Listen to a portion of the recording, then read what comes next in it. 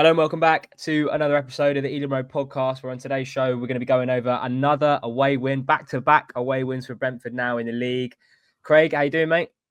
Yeah, very happy. Absolutely buzzing with that one as well. I should have mentioned as well, we beat Crystal Palace. I just said, oh no, another away win, but we beat Crystal Palace 2-0. Callum, how are we? Oh, well, thank you. I'm still 2-1. I was going to say that, but never mind. Thanks, Craig. Sorry. I'm still soaked from Sunday, to be honest with you. I mean, bloody hell, I was drenched, but I'm all good. Glad to be back. That might be the worst conditions and in the worst possible stadium for those conditions, because I don't know about you, Callum, but I was like right on the right-hand side of the stand where it's closed off.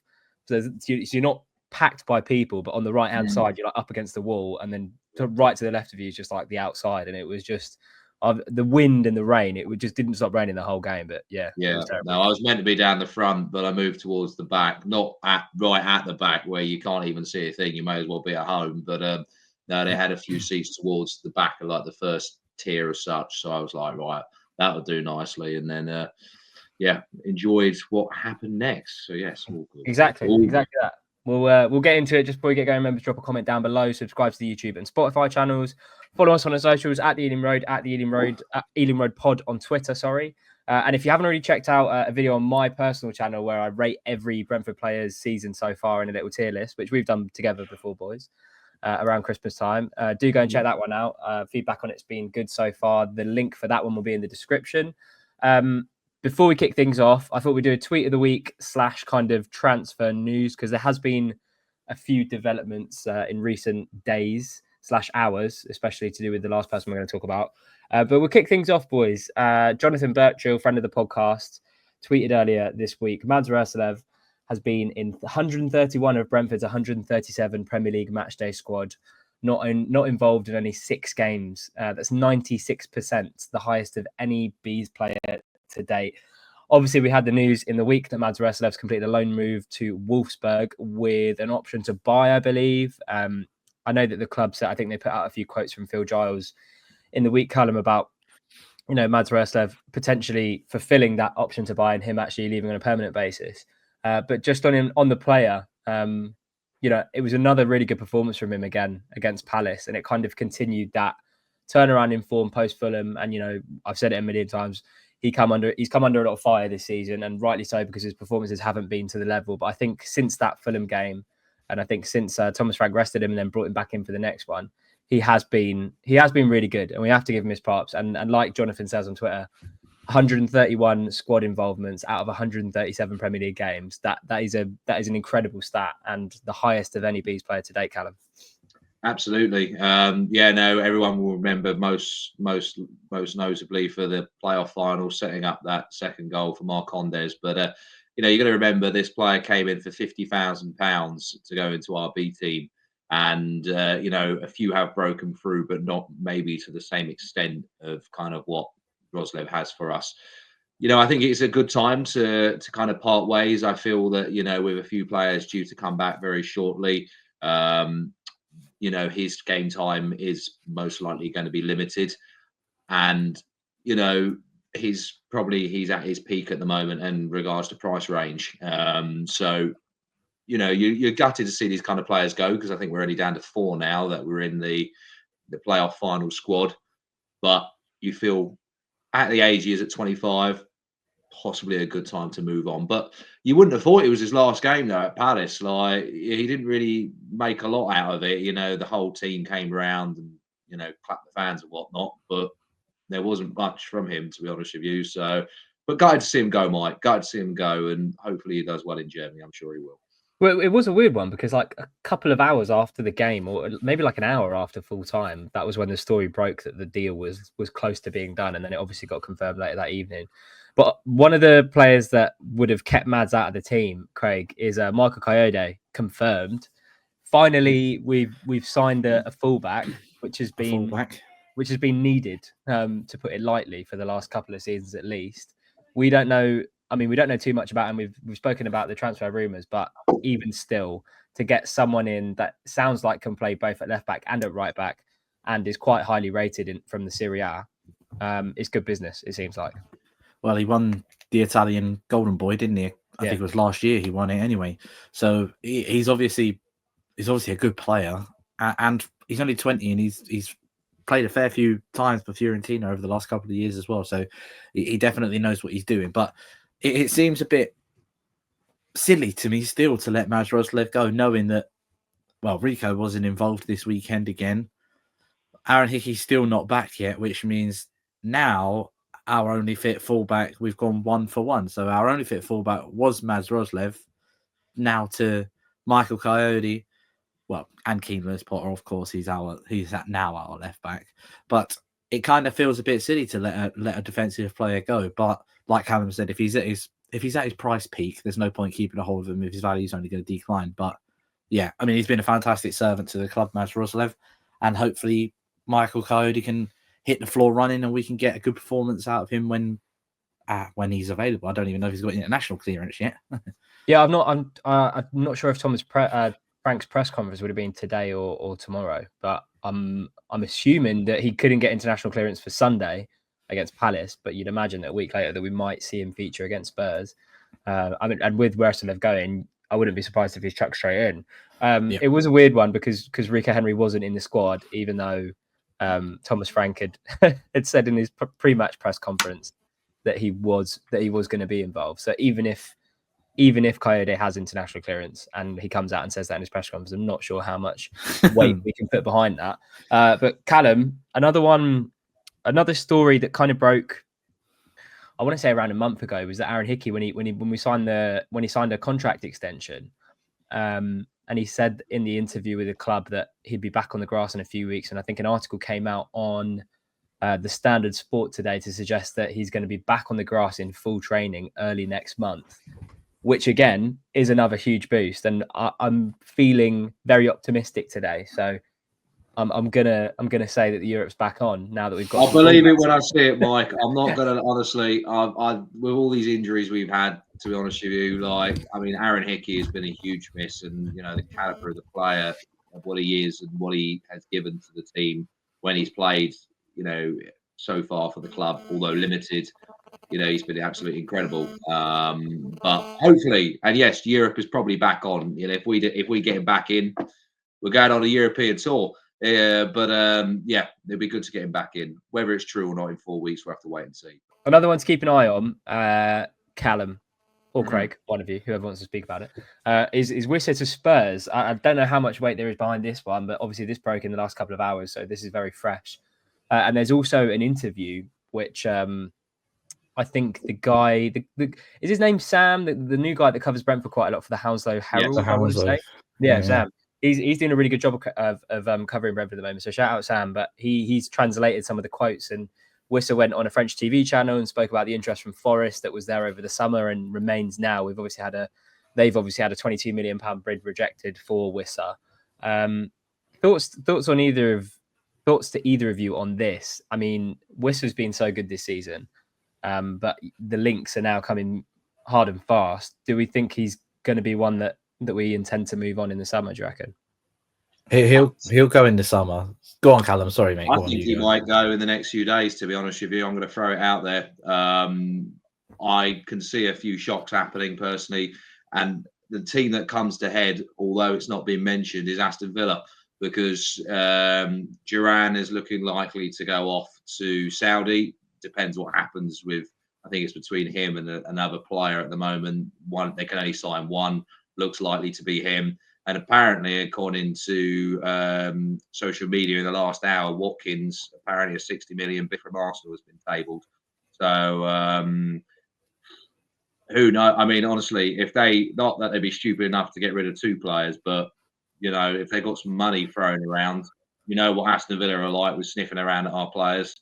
I wouldn't rule out a Wissa move to Aston Villa, but if it doesn't happen with Aston Villa, I can certainly see Tottenham making some solid moves for Wissa. The money on the table is going to be incredible for him. And, for him to move to a club like Tottenham, although they've not had the best of seasons, it'll be fantastic for him.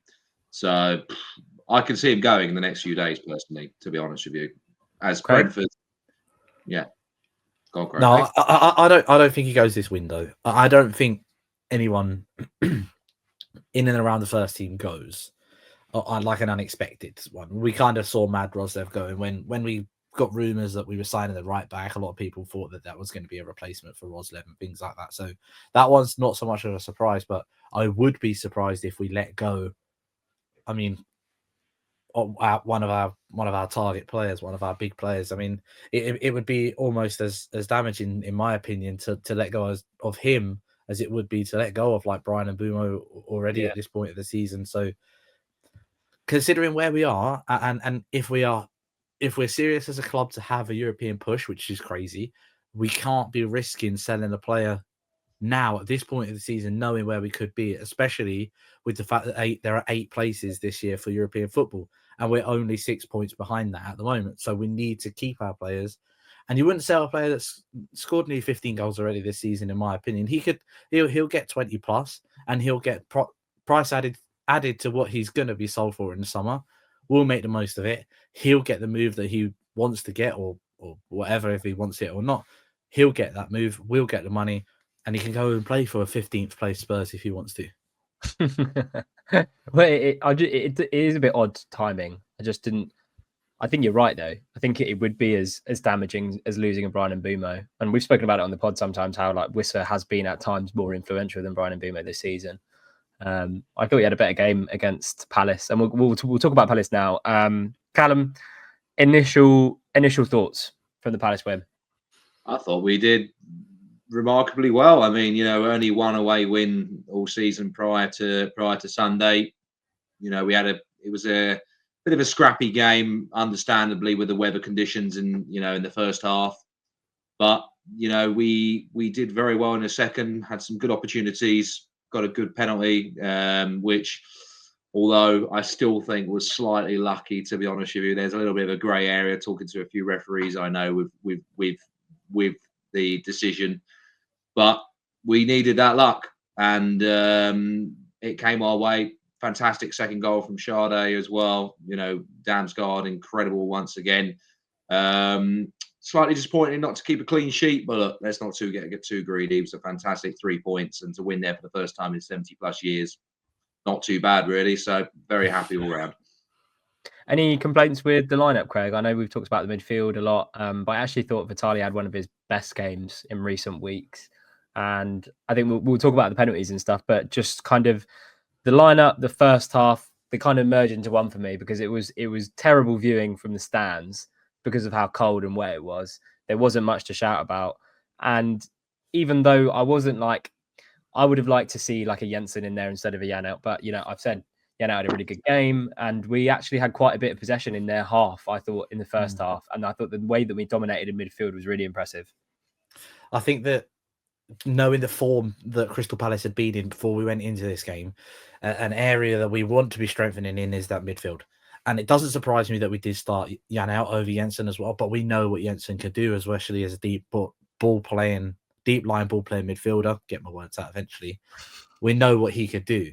So it's kind of one for the other. But I understand the changes that he'd made. And when you look at the form that Crystal Palace have been on, if we could just nullify them through the middle with Eze, with Mateta, which is exactly what we did.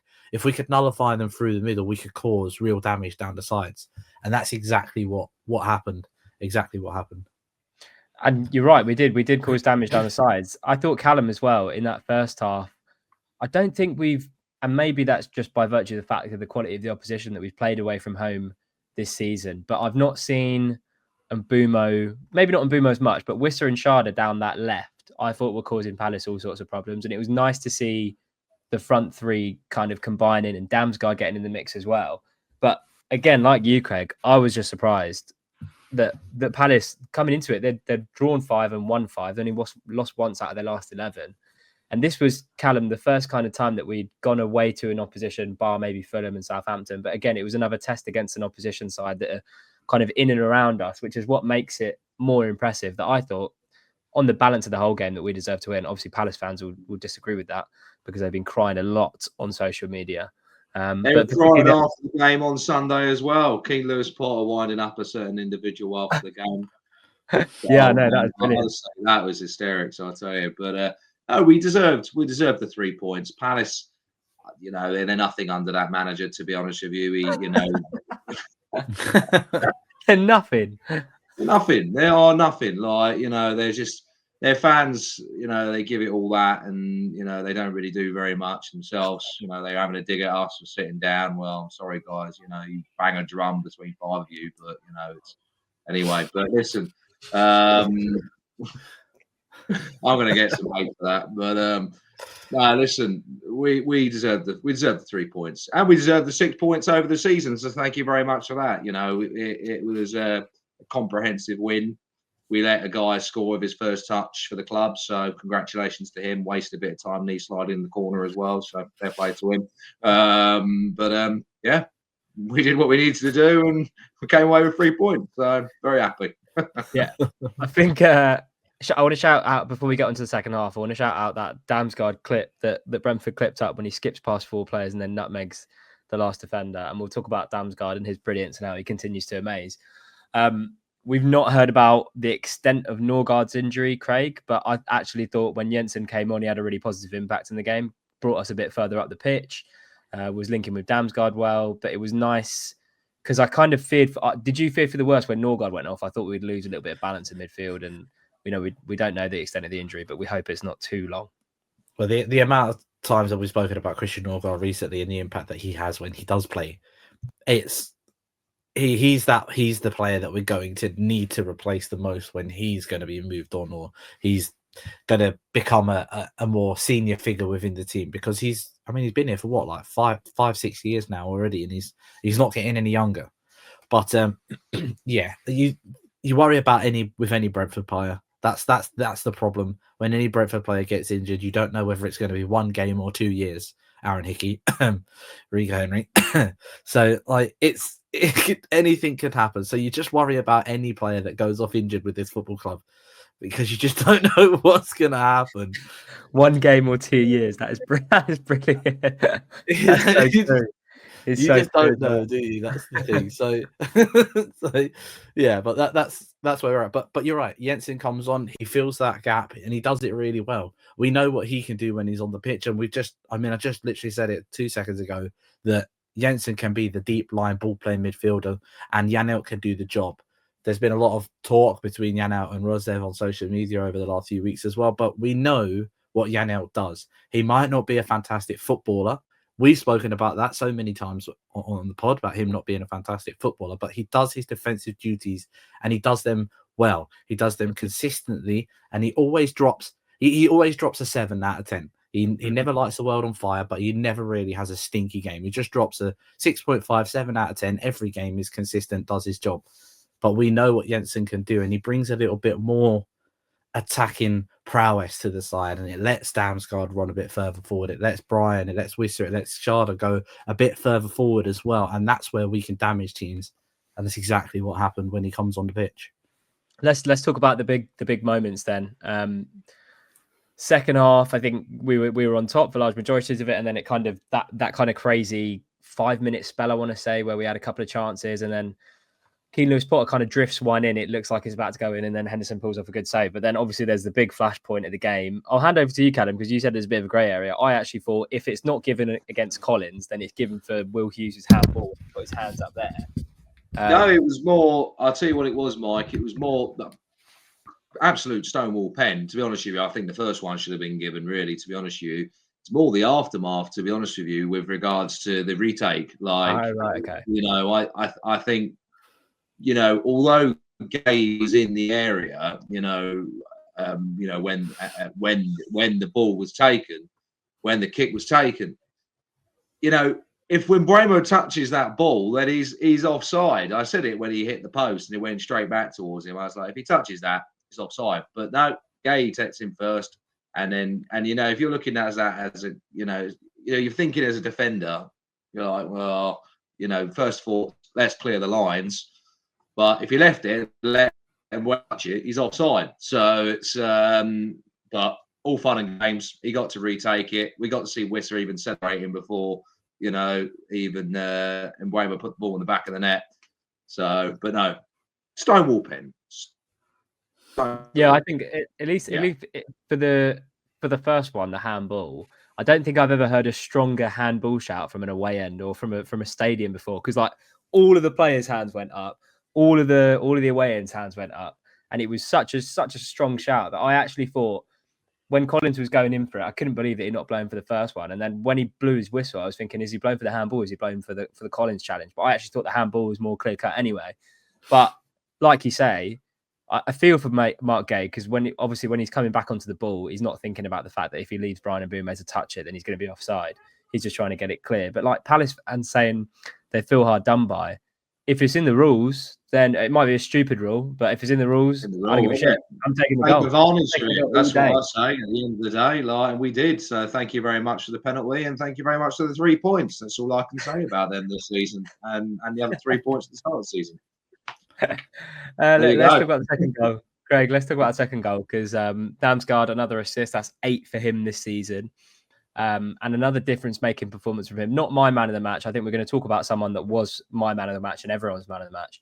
But again, a really nicely worked goal, a great ball in with his left foot. And Schade had the header and the leap to match. I actually thought that was quite a difficult header to pull off with the amount of muscle that he had to get into it to keep it away from Dean Henderson. But another very nicely worked goal, Craig. Just want to give a bit of extra kudos to Kevin Schade because it's him that picks the ball up on the halfway line. Puts the ball out to Damsgaard on the right-hand side and makes the right run into the penalty area. And we've talked about our front three being more proactive rather than reactive, and seeing him get the ball out and then make that direct run towards the penalty area is exactly what we've needed to see him doing throughout the entirety of this season. So that's good. But Damsgaard doing what Damsgaard does. He's just, I think, correct me if I'm wrong, he's just won our Player of the Month for the 4th month running now. Yeah. So he's just won our Player of the Month for the 4th month running. Just shows what a season he is having. He's a difference maker. This season, he is the difference maker. If we'd have had him last season, even with the injury problems that we'd have had, this version of him, we wouldn't have struggled, in my opinion, as much as we necessarily did. But he's just unbelievable. I love him. I run out of words to describe him, honestly. Yeah. It's like, I don't know why I'm surprised anymore because every week, every single week. And it's so good that we tried him down to this. Runs, didn't he? Every single game, he makes one of those runs. And Brentford posted a clip of him making one of those runs every single game as well.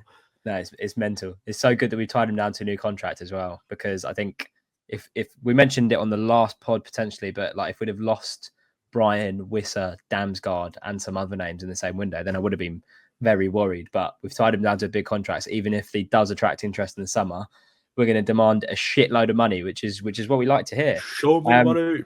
Yeah, exactly. Palace get back into it, Callum, and it was their only clear-cut chance of the game. This is like another reason why I think Palace fans just like don't know why they're throwing their toys out of the pram so much, because it's not like they deserve to get anything from the game in either of the games. So it just makes it more confusing as to why they're blaming refereeing decisions for the fact that they're just not good enough to beat the Bees. But I was kind of thinking, Callum, when they get that goal and Esse scores with his first touch and does the big knee slide, and we knew how much added time there was going to be because of the head injury to Schade, because of the penalty retake, and there was more in the game. I was thinking there was going to be 10 plus, ended up being 9. But, and I want to shout out Nathan Collins, Ben Mee, and Sepp van den Berg here, because Ben Mee came on as a sub, but particularly Nathan Collins, Callum, I thought he was an absolute monster at centre-half on Sunday. If I was a Wolves fan, I've said this last season, I'd be kicking myself right now, letting him go for 22 million. Honestly, absolutely ludicrous. The money that we paid for that, and bargain, absolute bargain. And you think this guy can play centre back, can play centre defensive mid. He makes it look easy. This kid's going to go on and do very, very well. Whether that, obviously, he's already done that at Brentford, but he will go on to do big, big things. I'm telling you, top 4 club. Obviously, I would like to say we're the top 4 club in the next 5 years or so, but you know what I mean. Like I can see one of the big clubs coming in for him. He just puts in good performances on a week by week basis, and I mean that tackle in the first half, in the penalty area, fantastic. He made it look so easy, and he had a hard time against Mateta. He was throwing his arms around a bit. Yeah, he was throwing his arms around a bit on Sunday, making a, mountain out of nothing like the rest of them. But, he kept him quiet and did a fantastic job. And I tell you what, it's going to be difficult to call, the player of the season this year, because there's some really big caliber players. I think he's up there for it 100%. Because we're seeing week in, week out, the caliber of his performances, they're only getting better. And he scored some goals as well. So what a player. Yeah. What a player. So I saw a comment. I don't know if it was on the podcast or if it was on my channel, but I saw a comment saying that when Norgard leaves, and I think he will leave, maybe not this window, maybe we give him a contract, but I don't know how long the contract will last. When Norgard leaves, Collins is captain material. And I think I 100% agree. Because he's captain Ireland. I want to say captain Ireland. He does captain Ireland. And, for the age he is, he was captain against England and put in a very good performance, especially when he went down to 10 men. He will do very, very well as captain for us, I think, to be honest. For sure. Leads that back line and does very, very well across the whole pitch, and has chipped in with a few goals this season as well. So it's what you want from a player. So absolutely, 100% would take him as captain. For sure. Yep. From one Brentford transfer who's taken a bit of time to bed into another, I thought KLP again, and we talk about KLP, it seems like most weeks. I feel like the only off game that he had was the one against Forest, and potentially even against Liverpool. I thought he kept Salah really quiet, but again, and as well, you mentioned it at the start, or maybe somewhere in the show, Callum, that those full-time antics when he was winding up that Palace fan in the away end. Do you guys? It's not the first time that we've been to Palace away and there's been one weird fan in that Palace end. It's not the first time. They always have like one fan in that stand next to the away fans that gives it large, and then just either gets thrown out or makes a fool of himself like he did. Well, there was a couple of seasons ago, the Palace pedo, that guy that literally didn't stop giving it to the away end. I think in the Premier League, and he was just constantly throughout the whole game. And I was like, "Are you even watching this game, mate?" To be honest with you, but listen, even the steward, there was a video after the game was laughing at Potter, because it was just like, this guy's saying that we're diving, and it's like, come on, mate, flip your neck. As Specsavers would say, you need to go to Specsavers. Like, honestly, you tell me what we've done in that game that is diving material. If anything, their players spent half the time on the bloody floor, if anything, more than us. Exactly. So I think you're watching the wrong team, mate, to be honest with you. But hey ho, listen, we had the final word yet again. They've only ever beaten us once, so what can I say? Nothing special, as I said earlier on in the episode. But what a player though, what a player. Very happy for him. He's doing so well. Sepp chiming in as well, wasn't he? Sepp was chiming in afterwards as well. It was great. It was proper team's performance, and I feel like that's what made those kind of away end celebrations at the end all that much better. Anyone else that we want to mention in particular that stood out on Sunday? I feel like we've covered the kind of main ones. I was impressed with Schade. Damsgaard obviously did really well. Collins was superb again.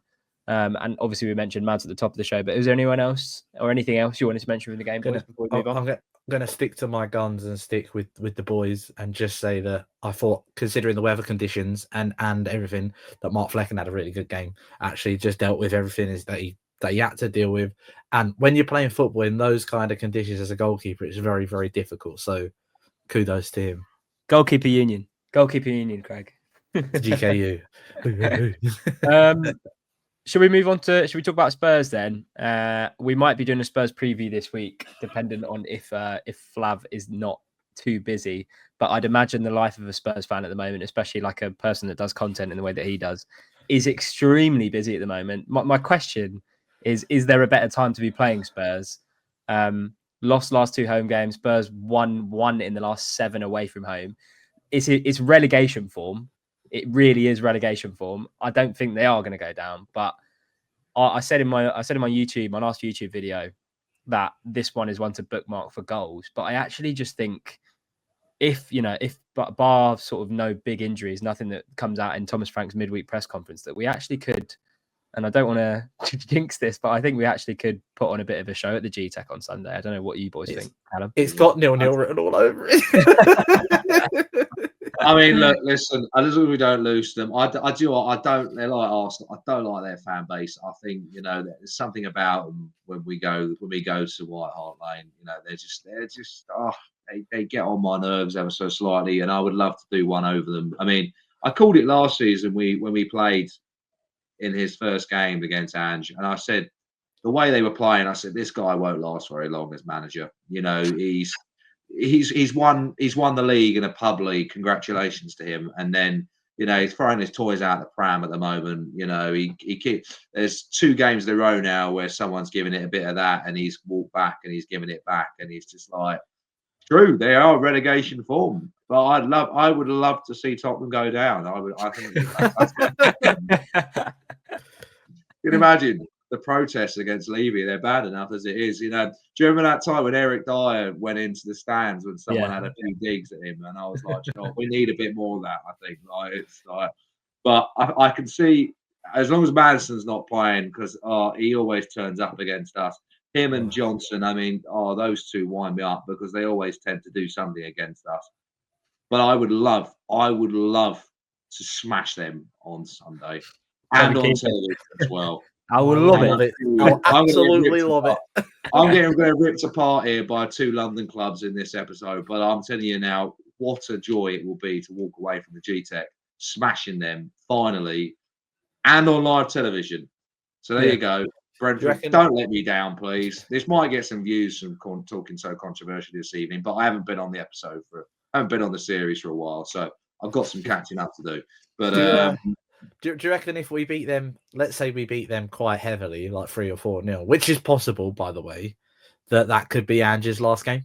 I mean, look, it's nice and easy for him to get back to Tottenham. He gets on the southwestern line at the end, literally 30 seconds. He'll be go to Vauxhall and bang, he will be at White Hart Lane in about half an hour. So if he wants an easier ground to get fired in, then what a place to do it in. He can even on Great West Road towards Heathrow Airport if he wanted to. So there you go. Oh my God! If we lose, Callum, this is getting clipped. This is so getting clipped. I'm looking forward to this. I tell you, brilliant. Bring it on. But what I will say though is that you would have thought that the last few games for Spurs, like they were 3-0 down against Everton in the first half, against an Everton side that have struggled to score goals all season. They lost at home to Leicester, who had lost 7 in a row. You would have thought that if the sack was coming, it would have come by now. But Craig, what have you made of Spurs recently, and how do you see the game on Sunday go? One of my closest friends is a Spurs fan, and all he will say to me is, "Have you seen the injuries we've got? Have you seen the injuries we've got? Like, have you seen the injuries we've got?" And then my feet goes, get that though. Yeah, because we suffered with it. We suffered with it last season. Yeah.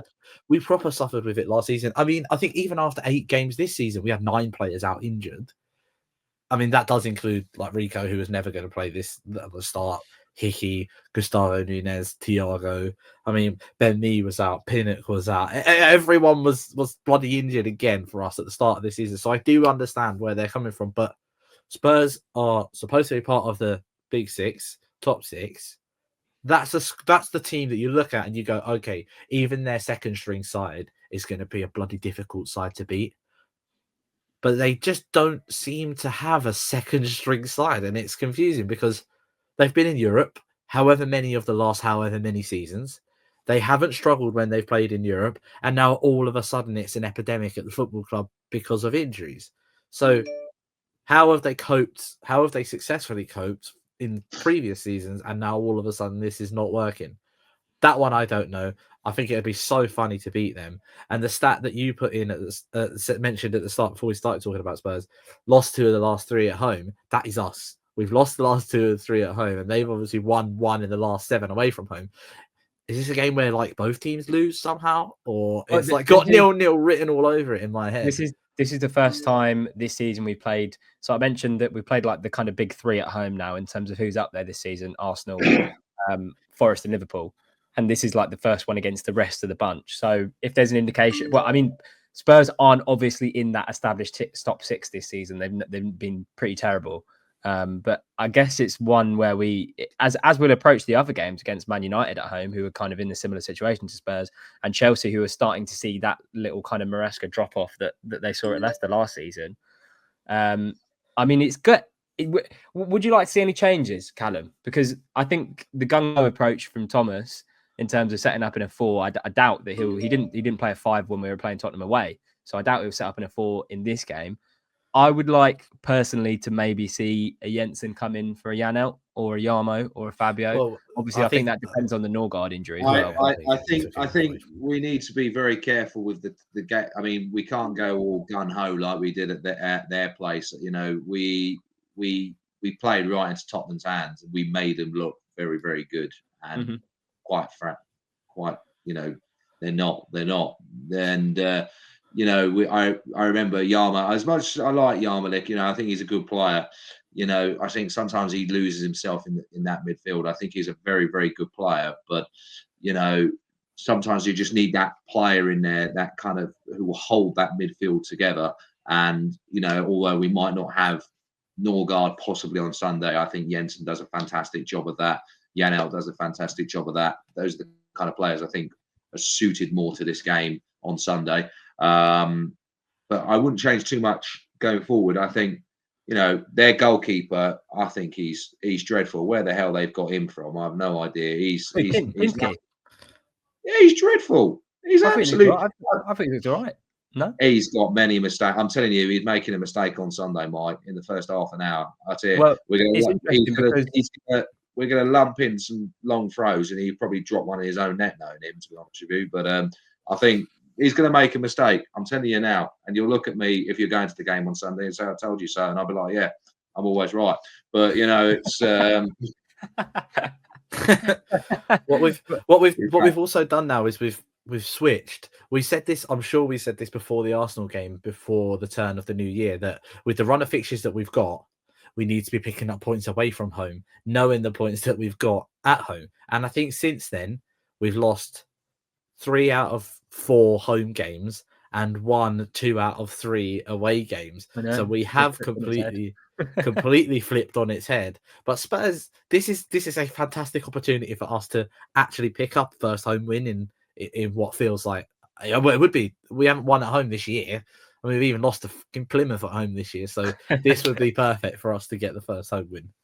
100%. I think that would be a good point to round off the podcast. I was very upbeat. It's funny what a win can do for the mood on the pod. I think we're in a good place at the moment. I don't want to get too upbeat with regards to. I just hope now we've got a few players back and you know bodies coming in, we don't get an injury crisis like we had a month or two ago. You know, Norgard, I hope it's not too serious. But once you have bodies come back, the options look really, really good for us. And I just hope they stay injury free. And we will do very well. We've proved over the last few weeks, picking up some good results. We're on good form at the moment. We just need to carry that on. And I am in full belief we will do it comprehensively on Sunday. Comprehensively. He's put it out there. No, that is a good way to round off the pod, chaps. We'll be back with potentially a Spurs preview in midweek. Need to confirm that, so keep your eyes peeled across the socials. Like I mentioned at the top of the show, rating every Brentford player season. That's out on my channel. The link for that video is in the description of this one. Remember to drop a comment down below with your thoughts ahead of the Spurs game. Are you as confident as Callum? How do you think the rest of the season is going to go? Obviously, this is the first time we've faced like one of the shitter big six at home this season. So let us know how you think the game's going to go. Subscribe to the YouTube and Spotify channels. Follow us on the socials at the Ealing Road, at Ealing Road Pod on Instagram. Chaps, a pleasure as always. Thank you very much. Up the bees. There we go. Up the bees.